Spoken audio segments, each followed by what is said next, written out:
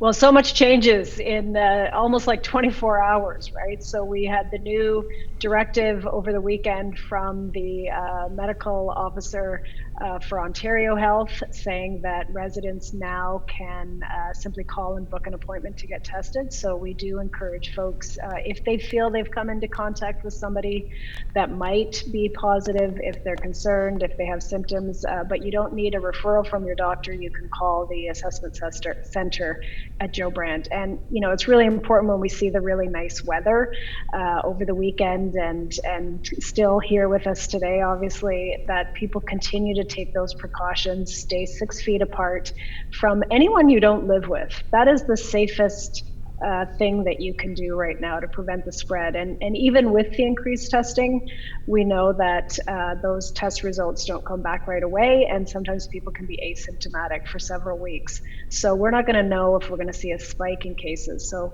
Burlington is taking what I call the slow and steady approach to reopening, but we're watching those numbers very, very closely. Has there been an issue with crowding in Burlington over the weekend?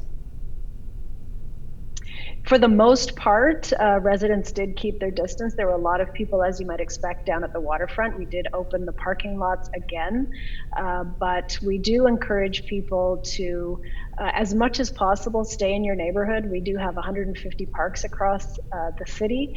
I know the waterfront's a huge draw, but we have lots of waterfront parks too, spread all across from east to west in Burlington. So there's lots of different ways for people even to enjoy that feature. And of course, we've got the escarpment.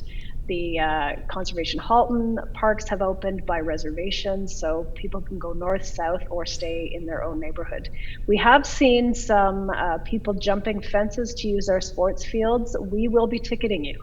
So stop, don't do that. Those sports fields are closed by provincial emergency order, and this is for your health and safety.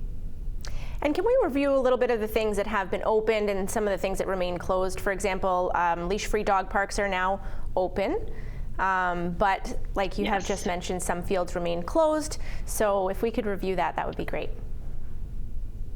For sure. So all of our parks were never closed actually to walk through traffic, but now you can, to a limited degree, bring a ball kick with somebody in your own household. Don't get a group of folks together on the field. The limit of 5 people who are not related to each other still applies. That's a provincial emergency order.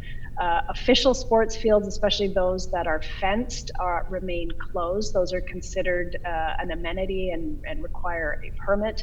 Tennis courts are open. The golf course, Tyndega Golf Course, is open by reservation. There are some changes that you'll see when you go up there. The leash-free dog park, as you mentioned, skateboard parks, our BMX track, basketball courts. So some of these areas are available for people, and it's really intended for casual use, ideally by members of your own household. If you come closer than 6 feet to somebody that you're not related to that you don't live with, you're putting yourself at risk, and them too.